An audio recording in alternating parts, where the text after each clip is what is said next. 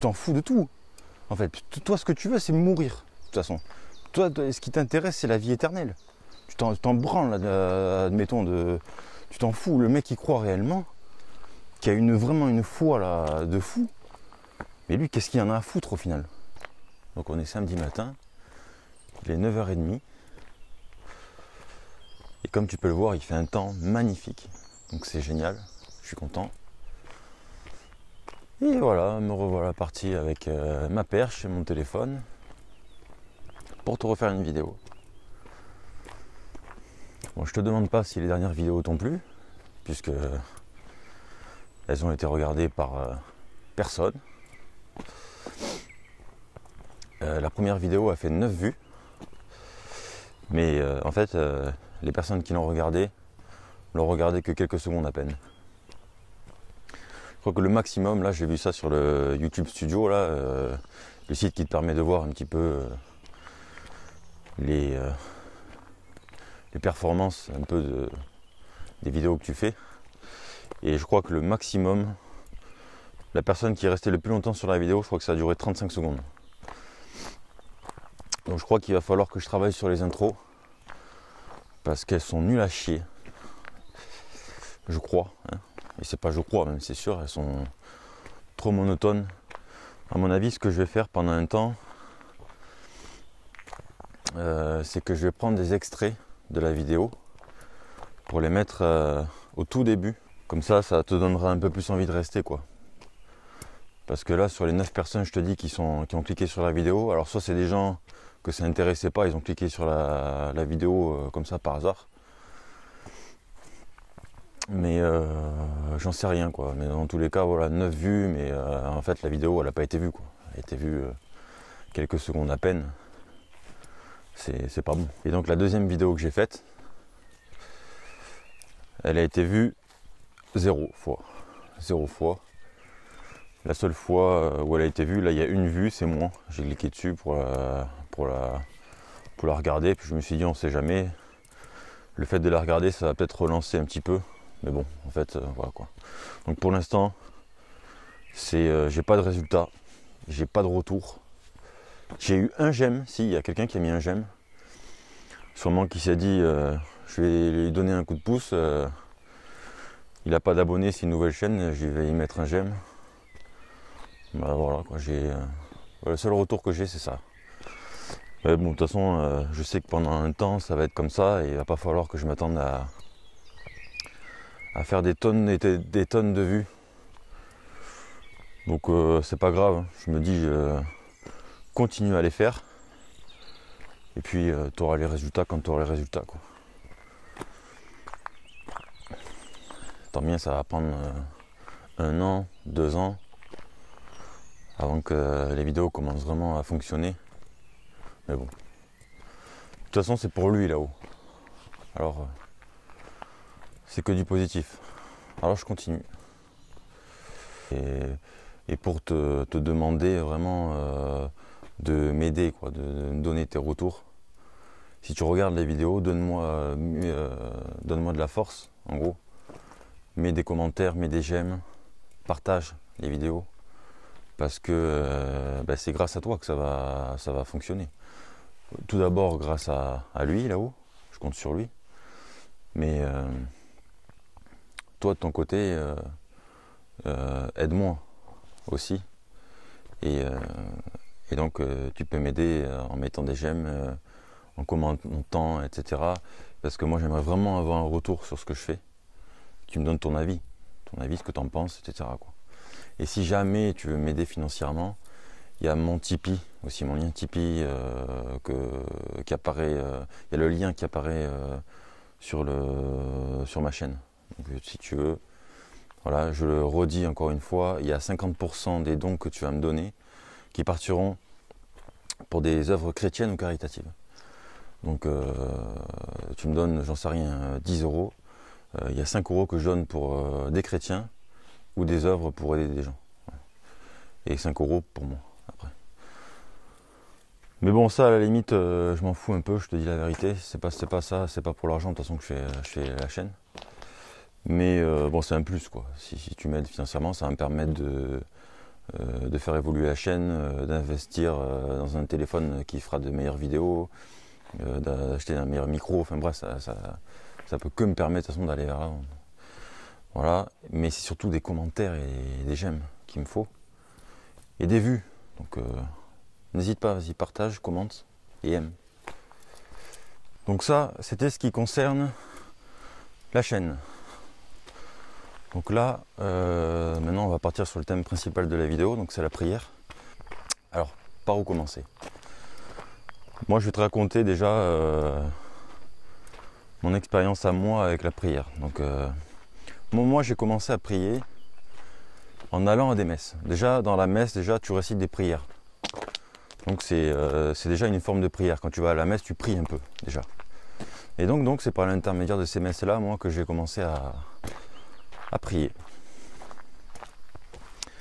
Deuxième chose aussi, toujours par l'intermédiaire des messes, après la confession,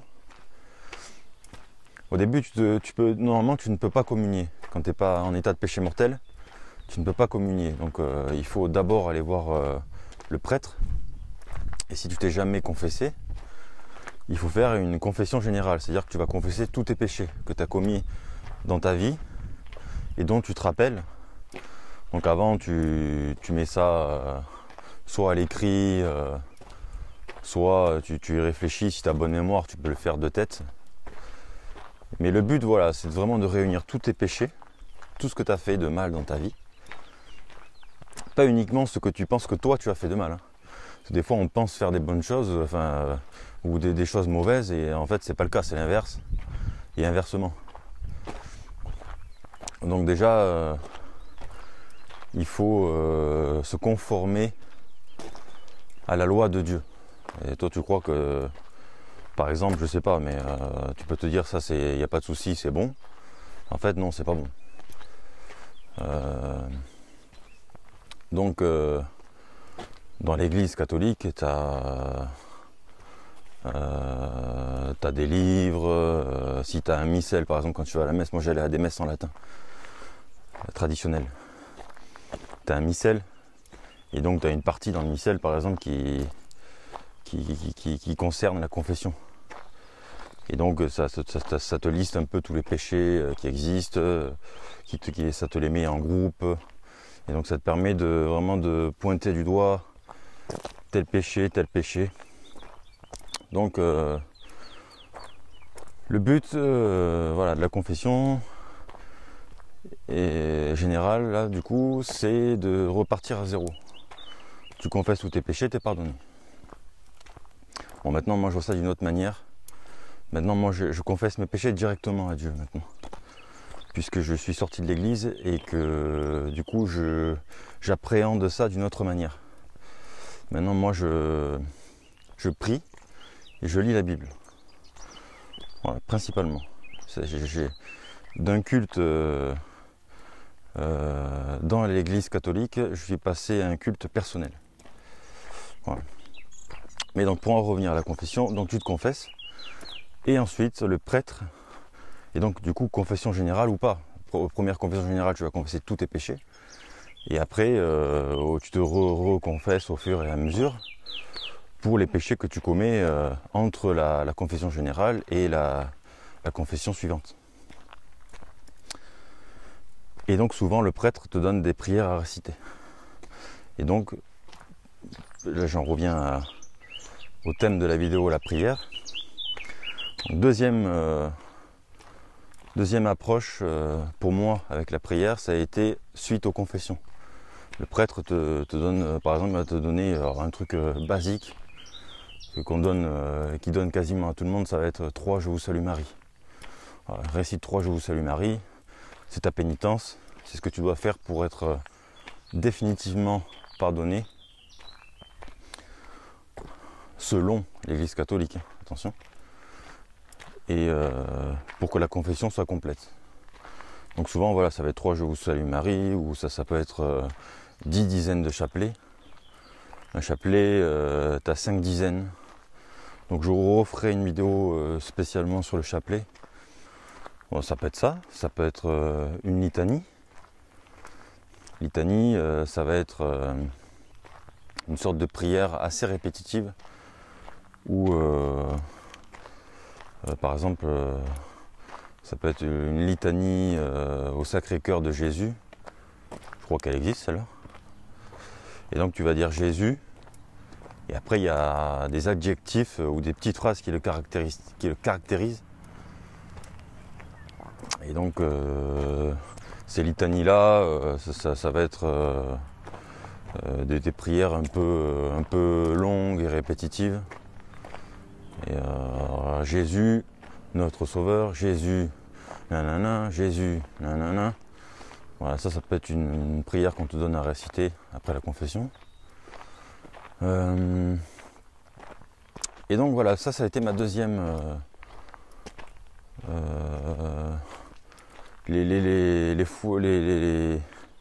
en gros, ouais, les premières fois où je me suis mis à prier de mon côté, dans mon coin. Premièrement, à travers les messes. Et deuxièmement, dans mon coin, après les confessions. Ensuite, il y a eu... tout ce que je vais te dire là, c'est sur une période de 4 ans, à peu près. Parce que moi, j'ai commencé à aller à des messes, ça fait à peu près 4 ans. Et jusqu'à aujourd'hui. Voilà. Ensuite, j'ai eu un temps où je priais plus de moi-même. Et donc là, de moi-même, tous les jours, j'allais dans une église où j'habitais et je récitais des prières, donc les prières principales catholiques. Je vous salue Marie, le credo,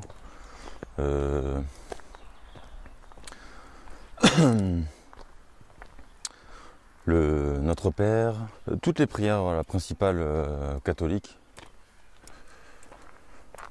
Et donc voilà, j'allais à l'église comme ça, et puis je récitais mes prières. Quoi. Ça, je l'ai fait pendant un temps, plus ou moins tous les jours. Ensuite, pendant un temps, je m'étais mis à réciter des chapelets aussi. Donc des chapelets complets. Donc le chapelet... donc déjà, le chapelet, c'est un objet, tu vois. Alors je sais pas si tu connais pas. C'est un collier avec des perles. Et chaque perle représente une prière. Donc généralement, tu as une croix au bout. 3 perles. Une médaille. Et ensuite, une perle et 10 perles. Une perle et 10 perles. Une perle et 10 perles. Et en tout, il y a 50 perles qui représentent 50 Je vous salue Marie. Et à chaque fois, les perles qu'il y a devant les 10 perles, ça représente un autre Père. Donc tu commences ce chapelet avec la croix et tu commences à dire un autre Père. Un credo, pardon. Un credo. Puis 3 Je vous salue Marie, je crois. Et un autre Père. Alors, je ne sais plus s'il y a la boule avant les 3 ou si elle est après. Enfin bref, donc c'est 3 Je vous salue Marie, un autre Père. Et ensuite tu bascules sur les dizaines. En fait, et donc là tu recommences, tu fais un autre Père. Et 10 Je vous salue Marie. À la fin tu fais une prière à Fatima, plus un gloire au Père. Voilà. Et là tu fais ça donc 5 fois et tu as ton chapelet complet. Donc ça dure à peu près 25 minutes, un chapelet. Entre 20 et 30 minutes. Voilà. Et donc, pendant les dizaines, il te faut méditer les mystères de la vie de Jésus. Donc tu as les prières déjà en tant que telles. Et en plus, tu dois méditer les mystères. Donc tu as les mystères joyeux, les mystères glorieux et les mystères douloureux. Et Jean-Paul II rajoutait les mystères lumineux. Étant donné que moi j'allais dans des messes à la Fraternité Saint-Pédis, donc c'est des messes traditionnelles en latin, eux, les mystères lumineux, ils veulent pas en entendre parler. Parce que eux, en fait, ils sont restés avant le Concile Vatican II, des années 60. Et donc tout ce qui se passe après, en gros, ça vaut rien. Donc ils s'embêtent pas avec les mystères lumineux.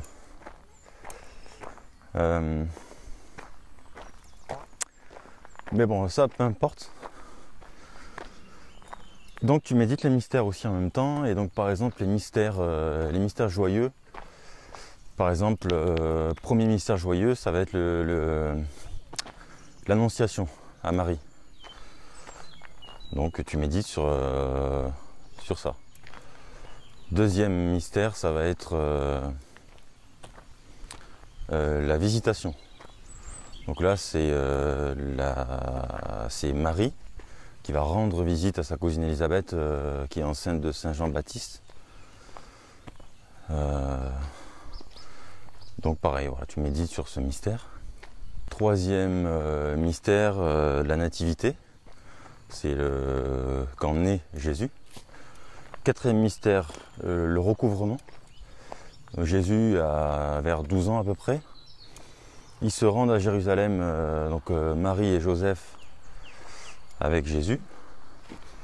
Et ils perdent Jésus là-bas. Et donc en repartant avec la caravane, avec une caravane, c'est pas le camping-car. La caravane, c'est à l'époque, tu sais, c'est des routes soit commerciales, des routes principales. Et les gens empruntaient ces routes-là en groupe avec des animaux, etc. Donc tu vois ce que c'est une caravane. Et donc ils le perdent et ils retournent à Jérusalem et ils le retrouvent en train de prêcher dans le temple. Quatrième mystère. Cinquième mystère, c'est... Cinquième mystère, qu'est-ce que c'est déjà? Ah, je l'ai oublié.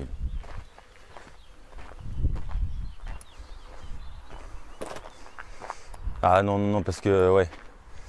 En fait, le quatrième mystère, c'est pas ça. Le quatrième mystère, c'est... Le quatrième mystère, c'est la présentation au temple. En fait, c'est quand Marie va présenter Jésus au temple. Ça se faisait en fait pour tous les premiers-nés à l'époque. La loi juive demandait aux parents de se présenter au temple avec le premier-né pour le présenter devant Dieu. Et donc ça, c'est le quatrième mystère. Cinquième mystère, c'est le recouvrement.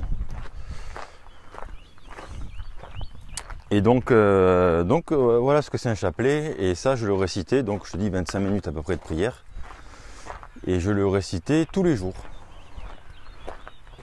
Alors pas pendant, ça a duré, je sais pas, peut-être, il y a eu une période où je le récitais, ça avait duré peut-être 2-3 mois, et une autre période où ça avait duré un peu plus, je sais pas, 5 mois. Donc 4 mois, enfin bref, on s'en fout. Et donc je le récitais tous les jours. Donc voilà en gros, moi, mon approche avec la prière. D'abord à travers la messe, ensuite des prières qu'on me demandait de réciter après les confessions. 3, le fait de moi-même de réciter des prières, mais des prières toujours pareil, réciter des prières catholiques de base, de mon propre chef de mon côté. Et 4e, des chapelets. Voilà, ça c'est mon approche à moi avec la prière. Et donc 5e, donc maintenant, ce que je fais, je prie tous les matins au réveil, mais sauf que maintenant je prie avec mes mots à moi. Et je prie plus des prières récitées. En fait, je prie plus les prières catholiques. Je prie de manière directe à Dieu, à Christ. Et voilà, sans intermédiaire, sans chercher la médiation de Marie, la médiation des saints, la médiation d'un tel ou d'un tel. Là, directement, je prie à Dieu directement. Et d'ailleurs, à ce propos, la Bible nous enseigne... Putain, c'est chiant. Ah là là là là, ce chien. Regardez ça. La Bible donc, nous enseigne que le seul médiateur entre Dieu et les hommes, Dieu et nous, c'est Jésus. Voilà. Ça, c'est ce que nous enseigne la Bible. Et donc, comme je te dis que moi maintenant, je suis dans un culte personnel où je m'approche de Dieu à travers sa parole, la Bible, et donc la prière directe. Et donc, si on se fie à ce que dit la parole, ben, la parole, elle dit que voilà, le médiateur, c'est Jésus et il n'y a qu'un médiateur. La Bible, elle ne parle pas d'autres médiateurs. Donc, c'est ce que je fais maintenant. Je dis, tous les matins, je me lève et c'est une des premières choses que je fais le matin. Je prie. Et donc voilà, c'est là où je suis maintenant. En fait, c'est ma manière maintenant à moi de prier. Et ça n'a rien à voir en fait. Ça n'a rien à voir parce que je vais t'expliquer pourquoi. Les prières récitées, moi je les ai récitées pendant un temps. Et donc même, je te dis, jusqu'à réciter un chapelet par jour. Un chapelet, c'est pas rien, quoi. C'est 25 minutes de prière, c'est long un chapelet. Et donc mon expérience que j'en retire par rapport à ça, c'est que certes j'avais la sensation du devoir accompli. Tu vois, comme moi je vais à la salle de sport, et quand j'ai fait une bonne séance de sport, je suis content. Tu vois, quand je sors de la salle, et même le soir après et tout, je me dis ouais, là tu as fait une bonne séance de sport, c'est bien. Tu t'es bien cramé, tu as bien fait ce qu'il fallait, tu as soulevé plus lourd que ce que tu mets d'habitude. Je suis content. Voilà, je suis content. Je me suis donné. Oh, regardez, un mouton. Ou une brebis, je sais pas. Pas sûr, voilà. Donc tu vois un peu, tu sais ce que c'est que la sensation du devoir accompli, tu sais. Ou quand tu as fait une bonne journée de travail, tu as fait ce que tu avais à faire, tu es content. Et ben, ça me faisait un peu pareil avec ces prières-là, avec ces chapelets. Donc j'étais content. Je me disais, ouais, ça c'est fait, c'est bien, tu as récité ton chapelet, c'est ce que tu dois faire. Et c'est ce que nous conseille de faire l'Église d'ailleurs. Un peu moins l'Église de maintenant, parce qu'ils se sont vachement relâchés. L'Église de maintenant, c'est plus l'Église qu'il y avait justement avant le Concile Vatican II. Moi, j'ai commencé, moi je suis allé à des messes traditionnelles de la fraternité Saint-Pédis. Et là, pour le coup, c'est vraiment le catholicisme dans son état premier, quoi. Alors que maintenant, ils se sont vachement protestantisés, l'Église.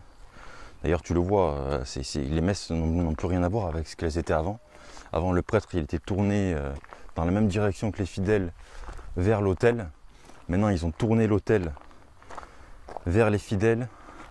Avant, il y avait tout un tas de prières, c'était beaucoup plus cérémonial et sacré, beaucoup plus solennel. Voilà, maintenant, ça fait un peu plus, pas guinguette, mais un peu plus cool, un peu beaucoup même. Et ils critiquent ça d'ailleurs.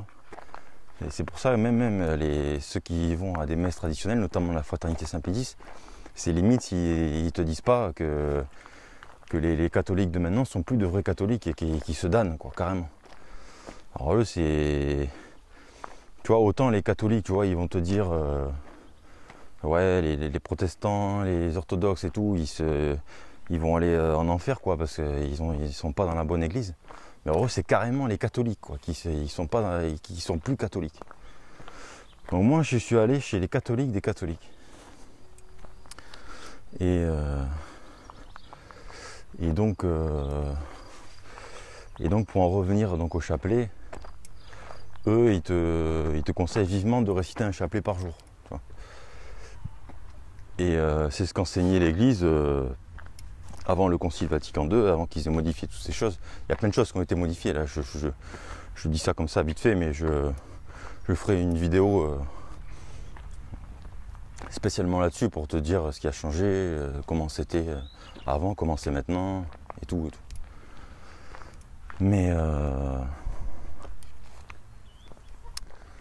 donc tout ça pour dire que voilà, ouais, les chapelets, ils te conseillent d'en réciter tous les jours. Et donc c'est suite à l'apparition, surtout à Lourdes, qui est apparue à la petite Bernadette. Et donc apparemment elle aurait vu la Vierge plusieurs fois, qui lui aurait dit de prier le chapelet, etc. Et donc depuis ce temps-là, ça a pris une ampleur encore plus grande que ce que c'était auparavant. Et donc même ils vont te dire, même si tu peux même carrément réciter le rosaire en entier, c'est encore mieux, quoi. Le rosaire c'est trois chapelets. Et alors du coup maintenant le rosaire avec, si tu rajoutes les mystères lumineux qu'a rajouté Jean-Paul II, alors là c'est carrément 4 chapelets, quoi. Donc là, si tu fais ça, tu passes 1h30 à faire ton chapelet, quoi. À faire ton rosaire. Mais donc le chapelet, voilà, 25 minutes de prière. Alors je te dis, j'avais le sentiment du devoir accompli. Je me disais, c'est bien, là tu as fait ce qu'il faut. Mais maintenant que je prie moi-même avec mes propres mots directement à Dieu, et je vois la différence, elle est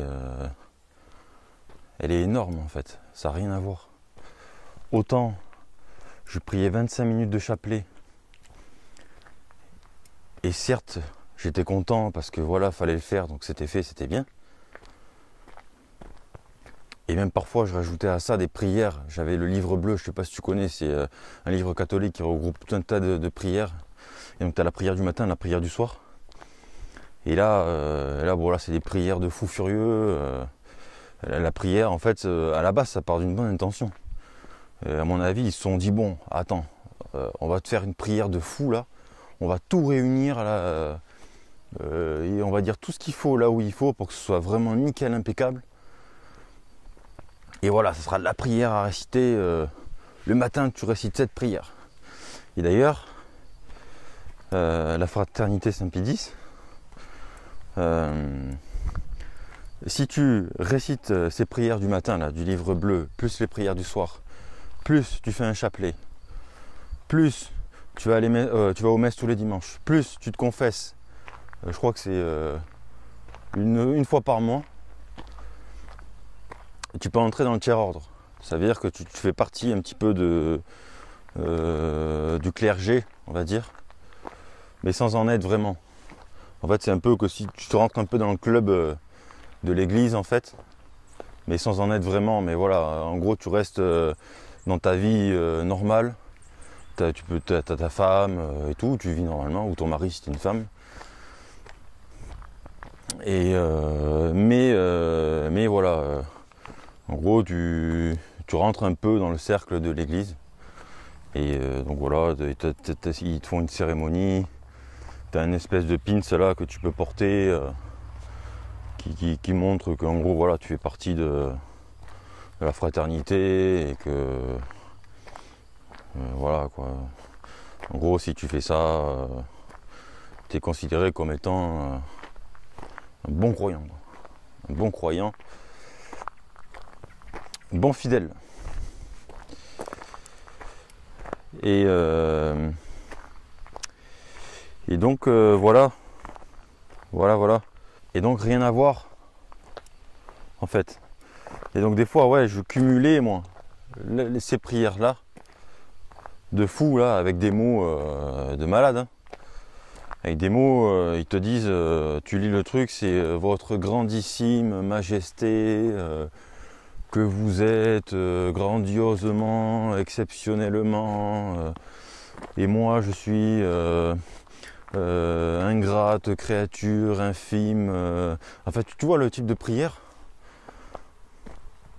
À la limite, tu vois, tu récites une prière comme ça de temps en temps, c'est bien. Pourquoi pas? À la limite, même ça peut t'élever parce que ça va t'apporter du vocabulaire. Des fois, si tu sais pas trop comment prier ou quoi dire, ces prières-là toutes faites, ça peut être sympa parce que ça peut t'emmener. Ça peut t'emmener, tu vois, ça peut t'emmener du vocabulaire, ça peut t'emmener des idées, des choses que tu penses pas forcément à lui dire, parce que c'est pas que non plus comme ça des formules, des formules. Là, tu m'as compris.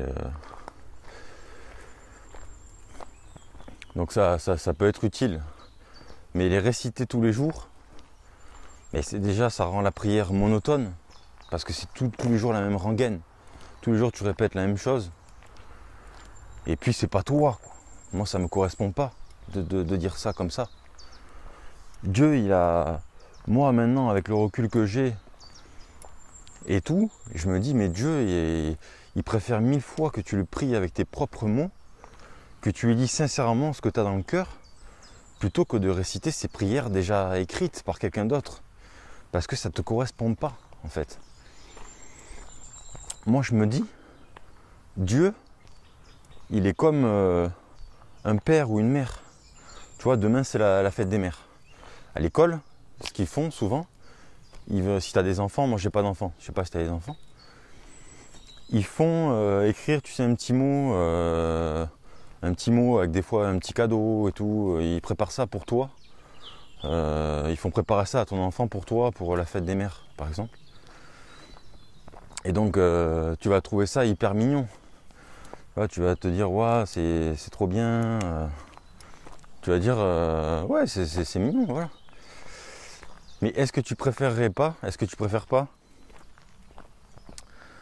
quand ton enfant te dit qu'il t'aime avec ses mots à lui? Bah si, bah évidemment que si. Et donc c'est pareil pour Dieu, moi je me dis. Et si toi tu préfères que ton enfant te dise les choses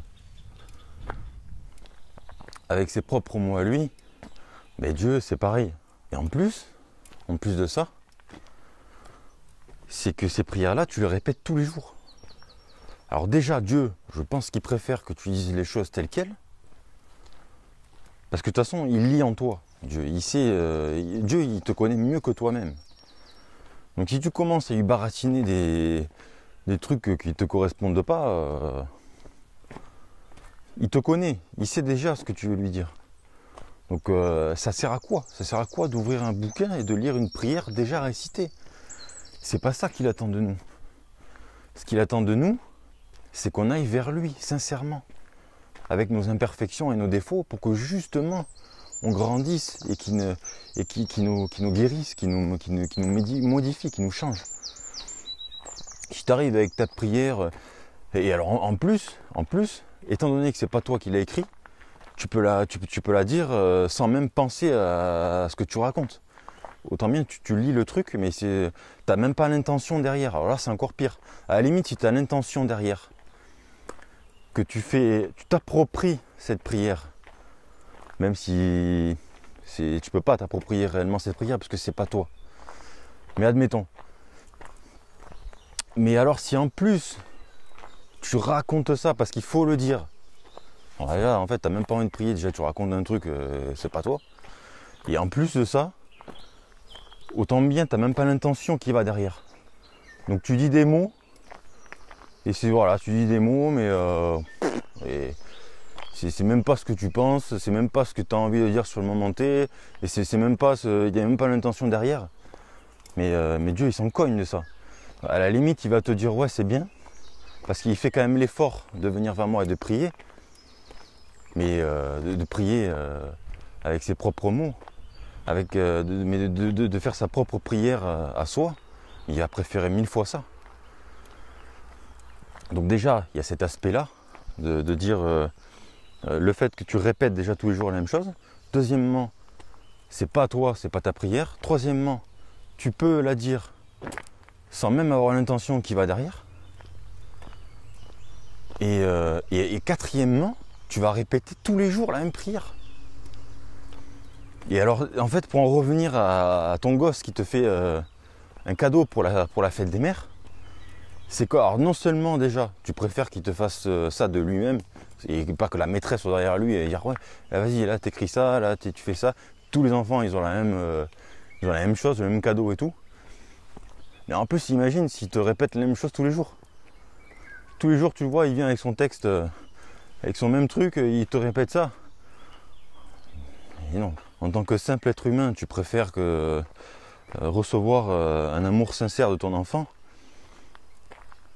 Et Dieu lui-même, c'est pareil pour lui. C'est exactement la même chose. Et donc, maintenant, c'est ce que je pense, moi, de la prière. Et je te dis, moi, je vois les changements. J'ai eu récité, je te dis, des chapelets tous les jours. 25 minutes. Et que ce soit après le travail ou pas, pendant un moment, je te dis, je me forçais même à y aller. Et je me disais, il faut que tu récites ton chapelet. Donc, que tu aies travaillé, que tu aies eu une journée difficile ou pas, à la fin, je me rendais à l'église et je récitais mon chapelet.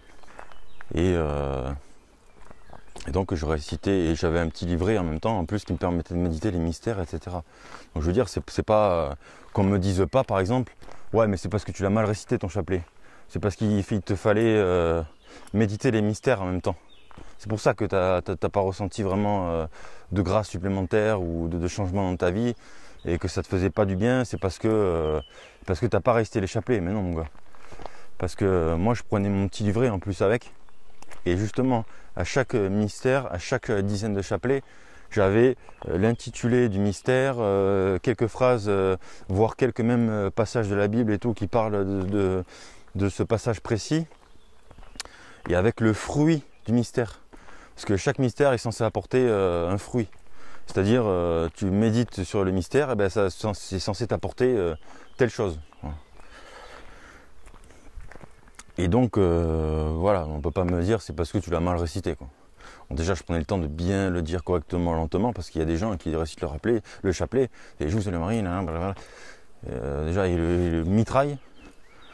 Et en plus, voilà, si même pas tu médites les mystères derrière, alors là, ça vaut carrément plus rien, quoi. Et à la limite, ne prie pas, c'est mieux.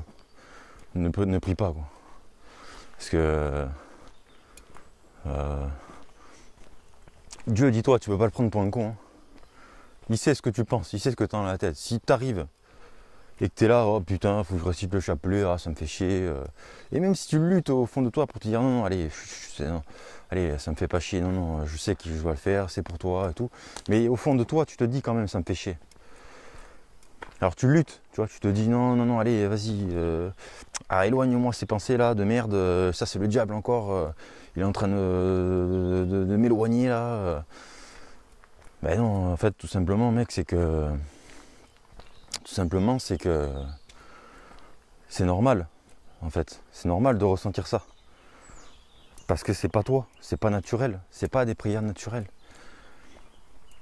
Grâce au sacrifice de Jésus sur la croix, Jésus est mort en sacrifice ultime. La Bible, ça commence avec des sacrifices d'animaux et ça se termine avec le sacrifice ultime, le sacrifice de Dieu lui-même, fait homme, fait chair. Il est descendu parmi nous, c'est ce qui est dit dans la Bible, pour restaurer justement la connexion qu'on a entre lui et nous. Il vainc la mort, il vainc le diable et il accomplit toutes les prophéties de l'Ancien Testament.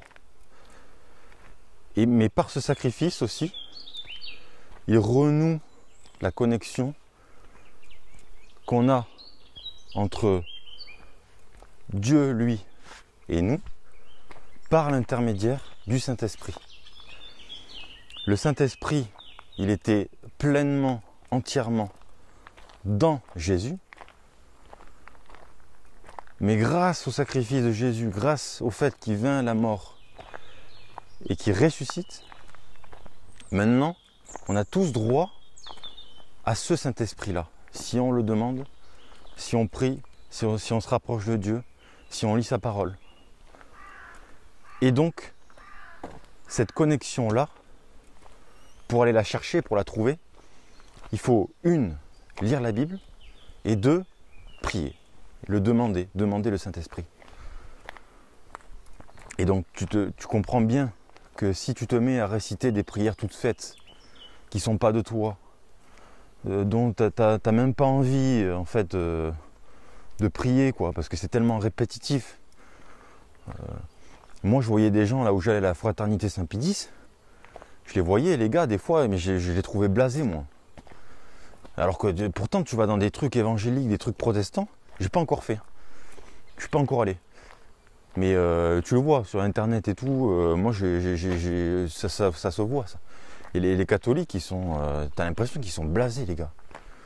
Si tu crois en Dieu, normalement, tu es censé être joyeux, tu es censé aimer la vie, même la mort, même. Tu es censé te dire, moi j'ai hâte de mourir, en fin de compte, pour avoir la vie éternelle.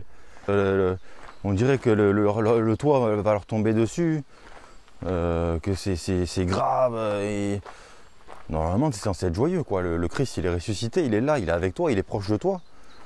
Il est là. Donc, il n'y a pas de problème, normalement. Normalement, si tu as une foi comme ça à toute épreuve, là, normalement, tu n'as peur de rien, normalement. Normalement, il n'y a rien qui t'en fout de tout. En fait, toi, ce que tu veux, c'est mourir, de toute façon. Toi, ce qui t'intéresse, c'est la vie éternelle. Tu t'en branles, admettons, tu t'en fous. Le mec qui croit réellement, qui a vraiment une foi là, de fou, mais lui, qu'est-ce qu'il en a à foutre au final? Moi, je comprends pas trop aussi cette ambiance de mort là qu'il y a dans les églises catholiques. Et ils sont vachement aussi dans la repentance. Ils sont très... ils se flagelleraient presque eux-mêmes. Alors des fois c'est bien, c'est vrai, quand on commet trop d'excès, par exemple des excès de table, par exemple si tu manges trop, ça peut être sympa de te dire, bon allez, cette semaine je me restreins quand même. Parce que bon voilà, malgré tout le Christ il a souffert. Alors si on veut le suivre, si on veut prendre sa croix, c'est ce qu'il nous invite à faire dans l'évangile, à prendre sa croix. Il ne faut pas non plus se gaver de tout et faire n'importe quoi. Mais si tu as une foi, une bonne foi, que tu es proche de Dieu, que tu es proche de Christ, et tout, bah, tu es dans la joie, quoi. Et donc, il n'y a pas de raison d'être tristouné ou de voilà, quoi. Moi, un exemple là qui me vient en tête, il y a une fille là qui était là-bas. J'ai l'impression qu'elle a été décomposée, la fille. Mais alors qu'en plus, elle, pareil, elle récitait, je te dis, des chapelets tous les jours, elle était à fond, et pourtant, pareil, elle lisait la Bible, elle connaît bien l'écriture, elle. Mais tu la voyais, la sortie de la messe, elle était là, elle avait son chapelet dans la main, on aurait dit déjà que c'était un gris-gris. Ça, faut faire attention, parce que ça, c'est pareil, ça peut devenir une idolâtrie, ça. Si tu idolâtres trop l'église, ou trop le chapelet, trop ceci, trop cela, ça devient une forme d'idolâtrie. Aussi, il faut faire attention, il faut que rien ne remplace Dieu. À partir du moment où il y a un truc qui remplace Dieu, même si tu te dis c'est pour lui, ben non, ça devient un peu déjà une forme d'idolâtrie. Et donc je te dis, elle avait son chapelet en main, on aurait dit que si elle le lâchait, ça y est, la connexion avec Dieu était rompue, quoi. Donc et puis il n'y a pas de raison d'être abattu comme ça. Je te dis, normalement, si tu es avec Dieu, si tu crois véritablement en Dieu, tout va bien. Voilà. Donc, et après, il faut avoir la vie saine aussi qui va derrière. C'est un ensemble. Si tu commences à te rapprocher de Dieu, de toute façon, tu vas changer. Tu vas changer ton habitude de vie. Moi, je te dis, j'ai fumé pendant 15 ans. Là, ça fait 1 an que j'ai arrêté de fumer. Et je fumais beaucoup. Je fumais 10 cigarettes, entre 10 et 20 par jour. Ça fait 1 an que j'ai arrêté de fumer. Je me suis mis au sport, je me suis remis au sport. Pendant les 4 ans là, que je te dis, où j'ai commencé à la DMS et maintenant, À un moment, je fumais du cannabis aussi. Non, avant ça, bien avant ça. Mais il y a eu une période qui rentrait dans ces 4 ans-là où je fumais aussi. J'ai arrêté, je fume plus ça. Je buvais énormément, beaucoup trop. J'ai arrêté ça. Je te dis, si vraiment tu te mets à chercher Dieu, tu pries tous les jours et tu lis la Bible, mon gars, mais tu vas être modifié. Alors, mais ça peut aller très vite. Tu demandes à Dieu, si tu ne crois pas en Dieu, tu demandes. Tu dis, dévoile-toi à moi. Il va se dévoiler à toi, mec, je te le dis. Que ce soit par l'intermédiaire de quelqu'un, que ce soit, tu vas ouvrir la Bible, tu vas tomber sur un passage qui te correspond, tu vas dire, merde, ou n'importe quoi, des signes. Moi, ce qui m'est arrivé, là, je te le dis dans la vidéo précédente, c'est que je voyais des croix partout. Bon, moi, je croyais déjà en Dieu, mais alors, raison de plus. Si toi, tu demandes, il va te le dire. Et si tu es bouddhiste, musulman, ce que tu veux, bon, déjà, dis-toi, de Dieu, il n'y en a qu'un. Dieu, c'est Christ, point final. Dans la Bible, il n'est jamais question d'un prophète qui viendrait détrôner Jésus. Il y a l'Ancien Testament, le Nouveau Testament, point final. Et la fin du Nouveau Testament, c'est l'Apocalypse. Et ça, l'Apocalypse, pardon, c'est la révélation. C'est une vision qu'a l'apôtre Jean, Jean de Patmos. Alors je ne sais plus si c'est véritablement l'apôtre Jean ou si c'est un autre Jean. Je ne sais plus vraiment, mais c'est Jean de Patmos. Et il est exilé dans une Y et puis il a une vision. Et en fait c'est ça l'Apocalypse, il le met à l'écrit. Et donc ça c'est le dernier livre de la Bible. Et c'est la fin du monde. Et c'est la révélation de Dieu. Et c'est là, tout se termine là, tout s'explique là. Tout s'explique à ce moment-là. Et d'ailleurs moi je pense qu'on y est presque. Et je pense, et peut-être même que ça a déjà commencé. Mais il n'a jamais été question d'un autre prophète ou d'un autre Dieu ou quoi que ce soit. Et même, je vais même aller au-delà de ça. Je vais te dire mieux que ça. Il est même question d'un faux prophète dans l'Apocalypse. Donc, bon, je ne vais pas développer davantage là-dessus. Je ne vais pas dire ce que je n'ai pas dit. Mais bon, voilà. Il n'y a pas autre chose de Dieu. Il n'y en a qu'un seul. C'est Christ, c'est Yahweh. C'est le même ça. Christ et Yahweh, c'est le même. Le Dieu des Hébreux et le Christ, c'est le même. Ça, ils ne comprennent pas ça, les gens. Et notamment les Juifs, ça, ils ne comprennent pas ça. Ils ne veulent pas le voir, ça.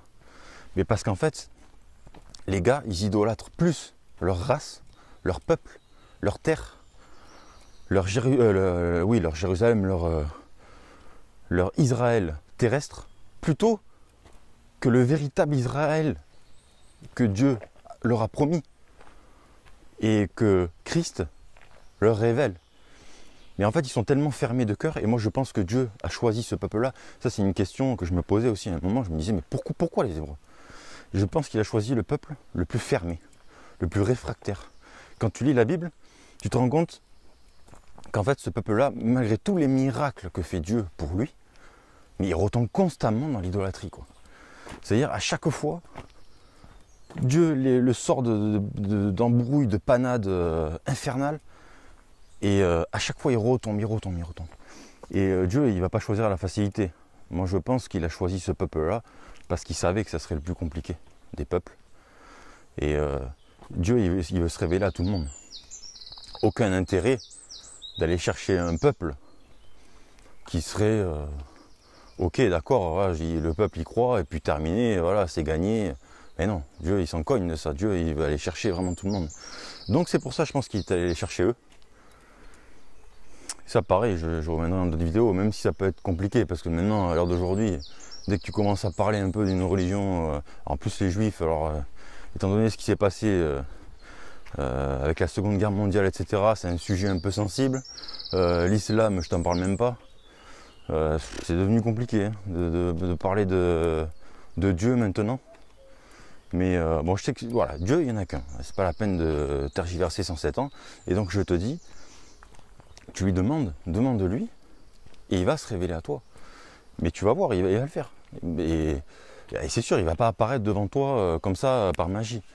Sinon, ça se saurait. Dieu, il se cache. Il se cache dans des détails que tu peux apparenter au hasard. Parce qu'il ne veut pas se montrer. S'il se montre réellement, il n'y a plus d'intérêt. C'est plus une question de foi après, c'est une question de preuve. Je vais te laisser là-dessus. Je pense que je vais pouvoir faire 2 vidéos là avec l'enregistrement que j'ai fait. Alors je vais peut-être enregistrer 2 fins ou quoi, j'en sais rien. Bon, je te dis à bientôt. C'était Florian. Que le Seigneur soit avec toi. Et rapproche-toi de lui. Prie, lis la Bible. Et voilà. Salut!